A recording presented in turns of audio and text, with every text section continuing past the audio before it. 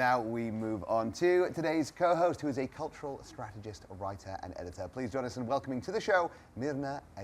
Thank you so much for being with us today. Thanks for having me. Now, you've had a long history in the UAE, and I want to know what made you decide, what drew you to telling stories about the culture and the history, specifically here in the United Arab Emirates? Thanks, Faris. You know, I've lived in the UAE for 43 years. MashaAllah. And I grew up in Deira, actually at the Hyatt Regency. And I'm so proud to call this place my home. I've always liked stories. I've always liked to hear them and tell them. And I feel that there were many, still are, untold stories that we should be telling.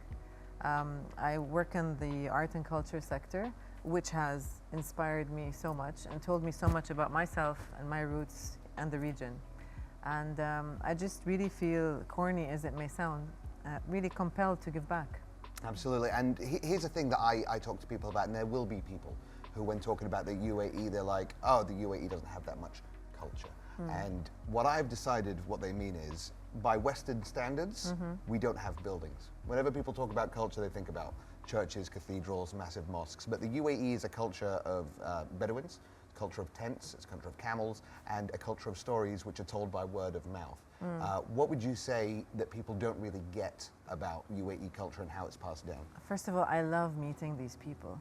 You know, I was on a panel a couple of weeks ago in Riyadh, and with a couple of museum directors, and we were talking about how museums engage with the public.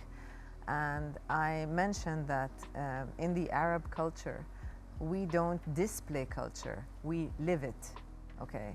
So we say stories, we read poetry, we write in calligraphy, we weave, we do these things, you know, we experience culture this way. So we didn't buy a painting and put it in our house, but we did other things. And I completely negate this idea that there is no culture in the UAE. You would be surprised how much there actually is. In fact, beyond the Emirati and Bedouin culture, we have multiple cultures, each celebrating itself and its traditions and values. And it's been like this from day one. It's interesting because you mentioned obviously like the creative side, and there are so many more and more Emirati creatives with, you know, sort of working so hard to have those stories told and to change the narrative. How have you seen that develop over the 40 plus years that you've been here? It's insane, actually.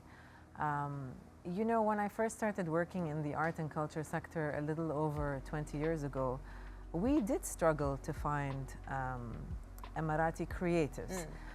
There was an abundance of maybe visual artists, but in the other sectors, not so much. I published a book this year. It's called Plus 971, 50 Emirati Creatives Shaping the UAE. And I wanted to stick to 50. I could have easily gone up to 70. Oof. Yeah, and this is with like really stringent criteria. Yeah. The UAE has afforded the creative scene a lot of possibilities. And so now we have an abundance of Emirati creatives. I love it. And obviously when we talk about Emirati and Emirati culture, we're celebrating National Day right now. And it's a time where identity takes center stage. So how do you see art and culture kind of showcase our identity, the Emirati identity, both locally and globally? Well, Emirati identity, first of all, some people call me a Laborati. I mean, I don't think Emirati identity is one identity. I think it's actually multiple. You know, this country celebrates all these cultures and all these identities, and somehow you just become, you know, kind of known as a Dubai kid, you know, or UAE bred. We just all have so many things in common suddenly. How we communicate? I think we communicate through so many different ways, through food, through visual art, through poetry, film, literature.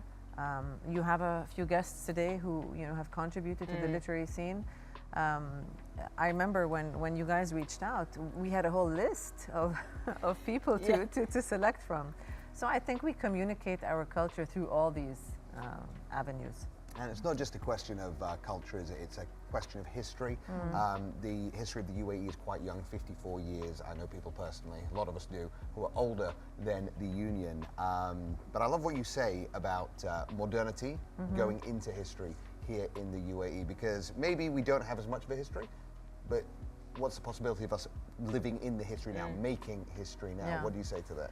Well, the country as a federation is 54 years old, but actually numerous civilizations and periods have passed through here.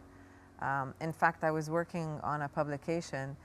We have remains that have been unearthed in Mleha, Faya, Sir Baniyas that are hundreds of thousands of years old. The Stone Age, the Bronze Age, the Iron Age, Islamic influence as well. You'd be surprised just how old this place actually is. And thankfully, we now have these incredible museums that celebrate this, as well as more information being fed to schools. You know, when I was growing up here, we didn't study this. You know, we didn't know. And it was young, you know, it was young at the time. But now we know it. We're publishing books on it. We're making movies, you know. Things are happening to make sure everybody knows. And why do you think that is so important? Sheikh Zayed has an infamous quote where he says, "You can't know your future if you don't know your past." And I believe that you need to look backwards to look forwards. How do we tell kids and make sure that they know? You need to keep telling stories. You can't ever forget a good story. And the UAE has incredible stories. So we just need to keep sharing them.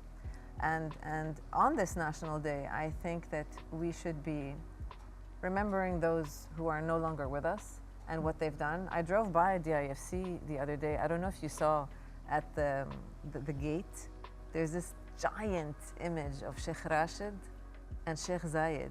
And you really get the feeling that they're not dead. No. You know, they're omnipresent. They're really here. We should think about these guys and what they have done for this place. Absolutely.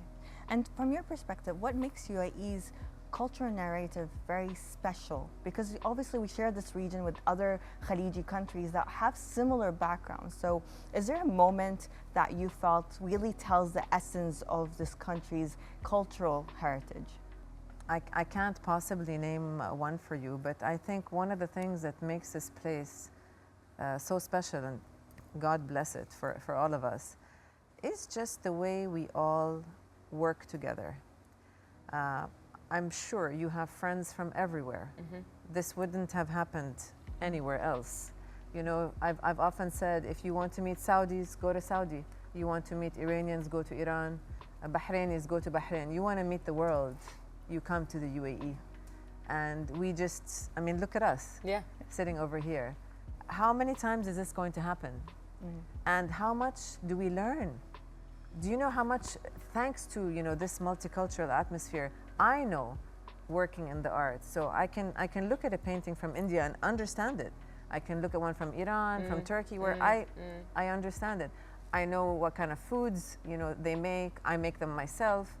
It's just this tolerance that we celebrate, I think, is very unique to the UAE.